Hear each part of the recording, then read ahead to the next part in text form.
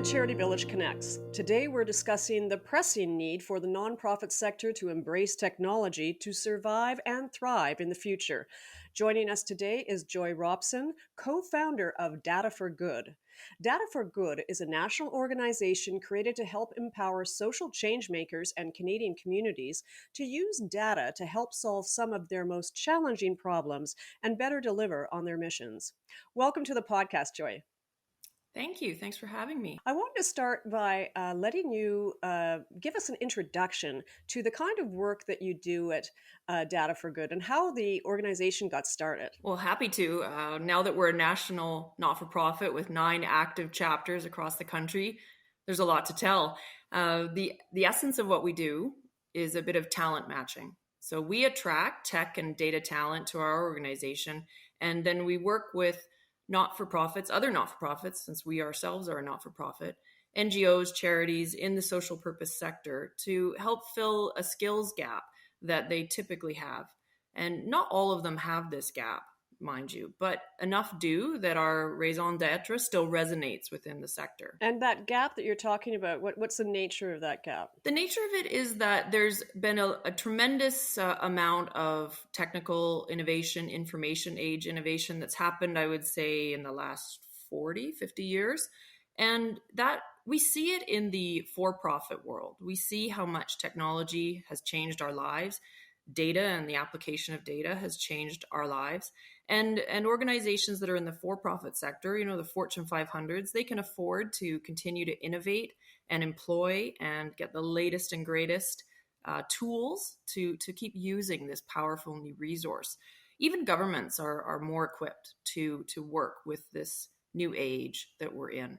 However, our much needed and much loved social purpose sector doesn't have those resources. So we saw that gap, we understood that gap and didn't like that it existed. So looking to other organizations and even other professions, when you think about lawyers, how they offer their services pro bono, we thought we could do that. We can help with our skills that we have and do it in a pro bono volunteer way. So I'm very curious. A lot of your focus in your name is about data. So data for good. So why should nonprofits care about data? I mean, they have a big enough challenge to actually embrace technology generally. But can you offer some examples of how it can help nonprofits in their work? This sort of grasp of the power of data. Mm-hmm. Well, since I've been around it my whole professional life, I sort of hear those questions and think, how can they not know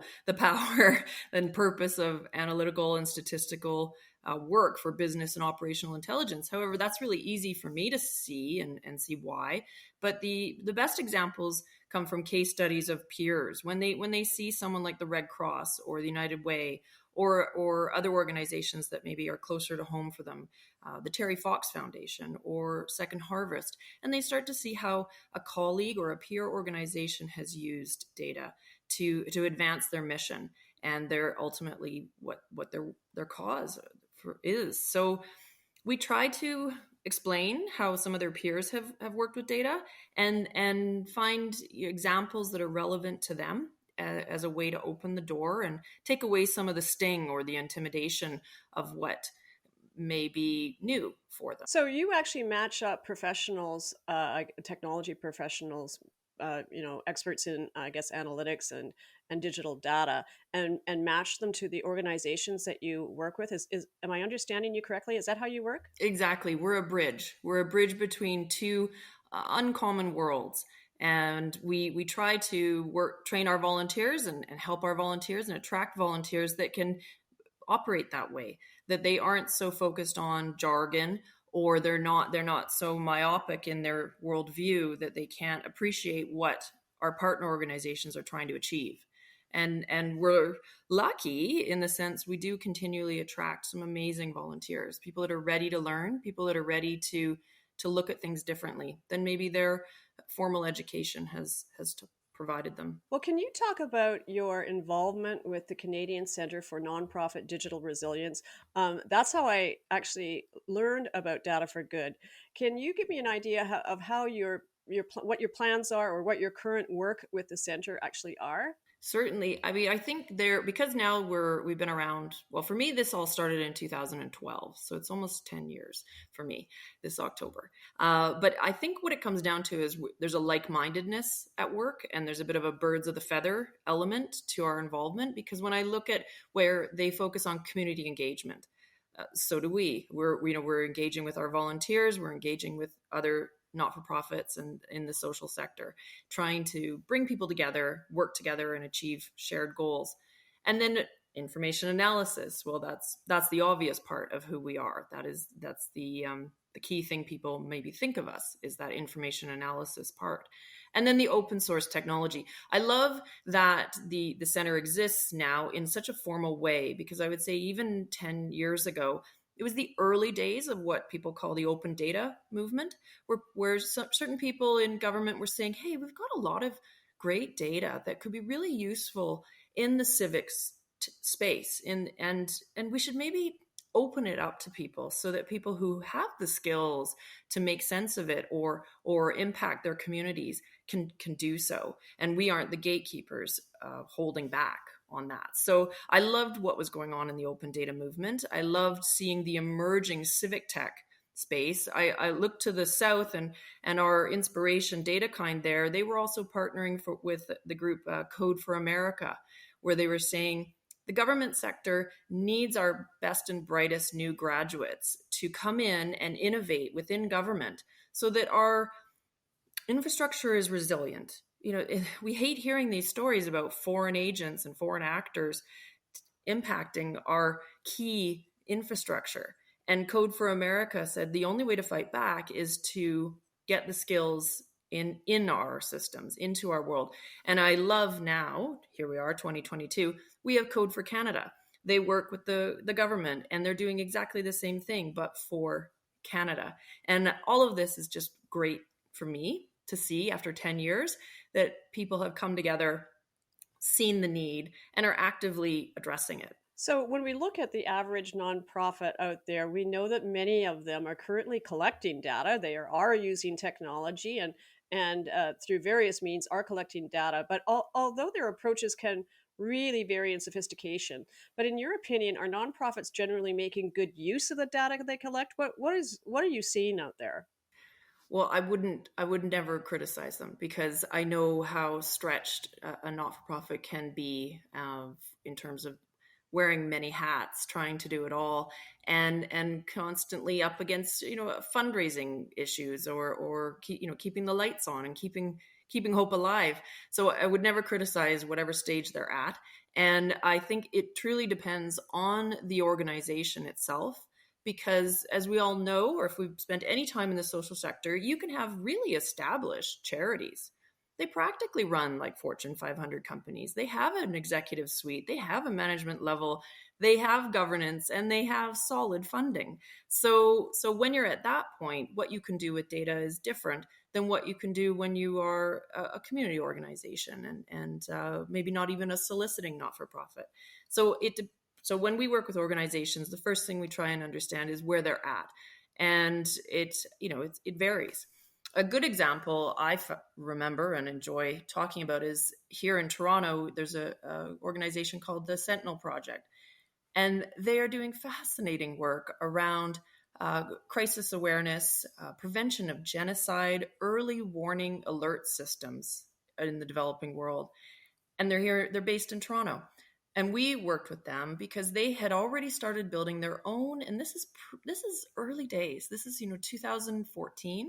They had built their own database, which they call Hate Base, where they were starting to log online. They were scraping off of Twitter and social media large, big data sets of language, and doing natural language processing and syntax, and trying to accumulate a sense of hate words, hate terminology being used in social media, as they had in their literature found that it was an early warning sign and an early predictor of genocide in a region.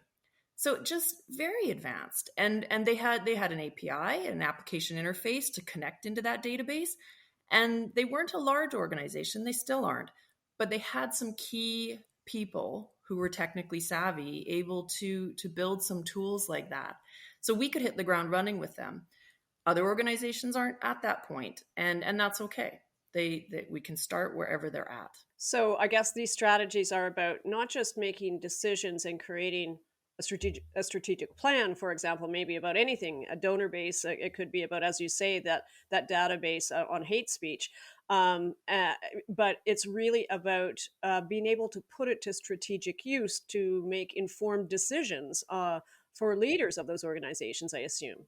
And it comes down to how, if they work in policy, if they work in advocacy, what their mission truly is, and what the impact they're seeking to make actually is. And what do you think the biggest barriers are that are preventing organizations in the sector from actually using their data to inform concrete actions and strategies? I think it's very simple. I think it comes down to awareness and skills. If there's a lack of awareness of what data can do, how can you even begin the conversation? Once they have awareness, when you know better, you do better. And then it becomes skills. If they aren't able to have dedicated in-house skills, then they can work with an organization like ours.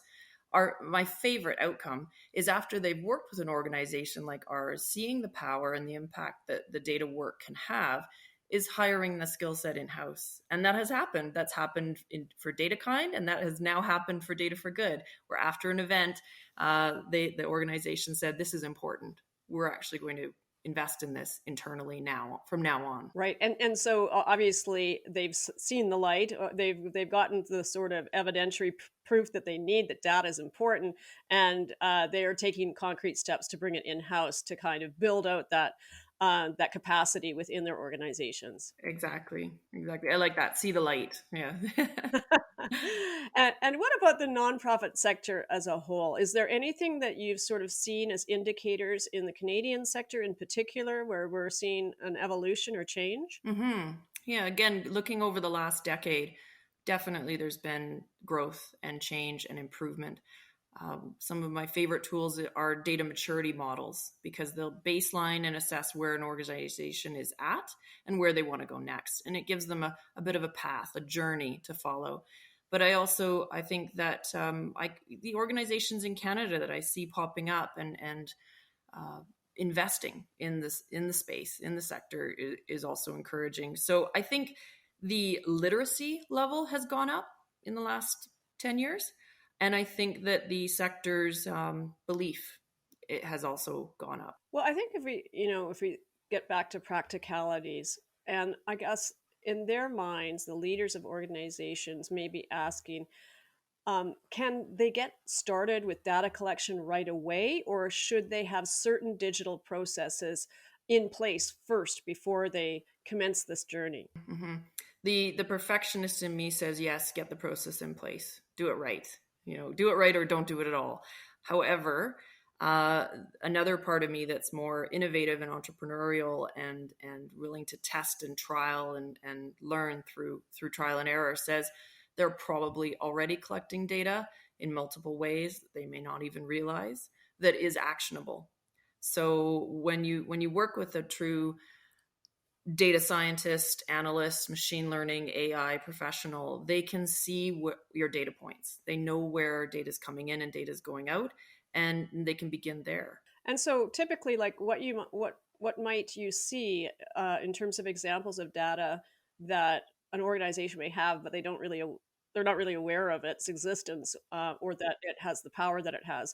What kind of data are we talking about? Right. The quick win that people will often say they've got going on is surveys.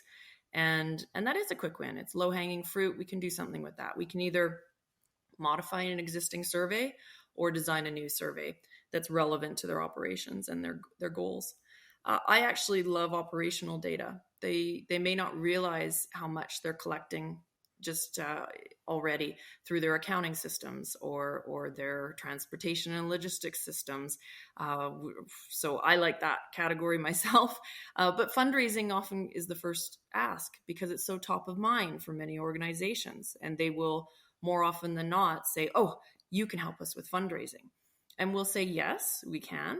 but is there anything else that maybe could impact your mission over the next 12 to 18 months that we should consider as well, to keep it interesting for our volunteers, because they don't want to always work on fundraising data, but also just because there could be something really, really impactful that they're overlooking because fundraising is such a pain point.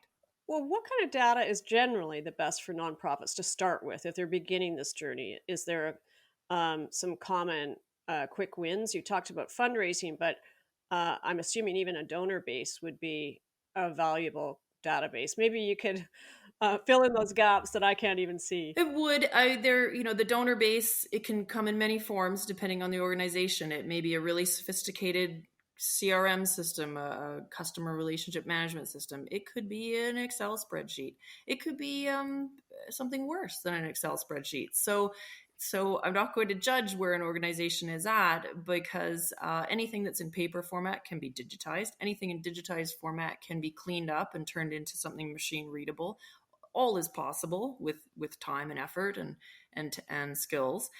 But I just don't want them to be discouraged with wherever they're at in that data maturity journey, because everything can be improved upon from wherever they're starting. And I guess it would be helpful to know what their first steps that you would recommend might be if they're interested in exploring this, because I think our audience would be going, okay, this sounds really compelling, but how do I get started? I guess finding that internal champion within an organization, and at least one or two, and you want someone, you want your executive director, or you want one of your founders to be committed to working on this, because they're going to have to pull some resources away from other things temporarily to do something effective. And so you need that senior level commitment to it. And then you want someone who is practically hands-on enough to know where to pull data from, where to find that Excel spreadsheet. You want that person involved as well. And then with those two resources, or more, 2 to 5 resources committed, we can move forward. Then we can scope out a project, our requirements gathering, and our people that work as what we call data ambassadors begin to get engaged, and we coach along a journey towards being more operationally sophisticated in terms of data. Can you talk a little bit about inclusive data practices? I've heard that spoken about in other conversations that I've had, and how nonprofits can ensure they're working with data in a way that doesn't exclude or ignore different populations. Um, I think it's a really an important sort of issue right now uh, as we look at more diverse and inclusive practices generally for the nonprofit sector. Well, the best answer I can give to that is there is no one or perfect answer here. It is a top of mind issue in my space, where there are people working on AI ethics, whole dedicated departments in university research labs working on figuring out how algorithms can be more ethically applied and to undo bias that exists within predictive algorithms, for example. So there's a lot of bright people working on this actively, and it's not anywhere near solved. So I would say trying to remove bias is in any good scientist's toolkit or mindset. You don't get to the truth if you have bias, and when you have more diversity and inclusion in your population, you're going to get a more truthful result, a stronger predictive result based on more evidence. So I think that you can take confidence in the fact that a scientist is trained to pursue that. No one's going to say that it's perfect, but the goal is to get there and to keep working on it until we get there. And how should organizations be thinking about working with their own internal data, but also external data? So maybe from outside sources like Statistics Canada that somehow could be correlated to analyze in comparison or in conjunction with their own internal data. Do you see that very much? It is certainly happening, and it's encouraging as well, because we've worked with Statistics Canada data, and more of it is getting published, and they're also hosting a lot more user training seminars, webinars to get people to learn what's in there and how to access it. So that's wonderful. And maybe wasn't going on a decade ago, but I do credit the open data movement for this, that they have continued to encourage and almost demand like a freedom of access to information kind of thing, where they say, look, this is data, it shouldn't be behind a walled garden, open it up and make it accessible. So for the social sector to benefit from that is a win-win. And what advice or reassurance would you give to nonprofit leaders who might be feeling pretty intimidated by thinking about data management, big data, data analysis? It can all sound very technical, and often they don't have those skill sets. So, what kind of advice would you give them? Well, it's easy for me to say, don't worry about it, it's not that hard. Yeah. Yeah, easy to say. But I think we encourage our volunteers to try and avoid jargon, to simplify, in order to connect and communicate better, and help others understand what we're working on or where we're coming from. But also, I think that in the last decade, people have become more literate, whether they wanted to or not, in terms of technology and data. It's pervasive. It just you just learn about these things because you almost have to. And so 10 years ago, it took a longer conversation to warm up a partner organization to the idea. Those conversations are shorter and quicker these days. There's a lot more people who go, oh yeah, okay, I generally understand what data can do. So let's get going. Well, that's good news. I also, for other good news, I was hoping that you shared this fascinating story about the Sentinel organization. I wonder if you could share another success story that of an organization that was able maybe to start from a very sort of rudimentary space and successfully able to harness its data to improve its delivery on its mission. Oh, I wish I could pull in all my chapter leaders to answer this question, because they tell the stories so wonderfully, and I appreciate, we've got a website now so people can go on there and find case studies and see sort of end to end the things we've worked on. But I also sort of say, I say, how do you measure success? Is it an immediate impact? Is it an impact within that 12 to 18 month window we strive for, or is it the fact that they've come out of an engagement with a commitment to ongoing and continuous improvement? What is success? And that's quantified in different ways. So for me, I think every engagement is a success because it's opened doors, it's opened minds, it's raised awareness about what can be done. So that's my bar, is the awareness has gone up. But I also think people do need sometimes those the metrics that say, well, we've improved the key performance indicator of donations per month over the next 12 months. And we do, some of our case studies will give you those numbers and those results. But the other thing we have to keep in mind is sometimes our partner organizations don't always want us or aren't able to disclose the results of our work. So we do have non-disclosure agreements with some partners who, for a variety of reasons, either it's sensitive data or it's some kind of competitive data, that we can't always tell the full story of what we did. But for me, I like telling the Second Harvest story, where they came to us and they said, look, we know we do this great work. We know we do. And we drive around our trucks and we deliver food from one location to another. I mean, most people know the Second Harvest benefit to our community, but they would go to funders and funders would say, okay, you deliver so many pounds of food per year, but what kind of food is it? So they worked with us to look at a year's worth of operational data to then break it down day by day, month by month, week by week into the Canadian Food Guide groups to say, look, we're not just redistributing bread here, right? There's protein, there's fruit, fresh fruit and vegetables. Like we're not just doing good work, we're doing great work when we do our Second Harvest work. So that was, to me, a wonderful thing to see. And one of our volunteers had put it into a heat map where the management could toggle between days of the week, and they could see like when protein spikes were going on. And guess what? Around Christmas, a lot of turkeys get donated. There's a big protein spike. And I find that operationally fascinating, and so did Second Harvest. And very inspiring too for any donors to hear that story in a more, I guess, manifest way. How interesting! That's really a great example. How can nonprofits get involved with the work of Data for Good, including any of them that may potentially be joining one of your regional chapters or submitting a project proposal? Like, how do they get involved and start this journey? Oh, a project proposal would be fantastically mature, because that means they've already started to think about what they want to do. So we welcome a project proposal because you're already working. We're already working together. It's okay though if they just simply reach out to us and say we think we want to do something, but we don't know what. That's all.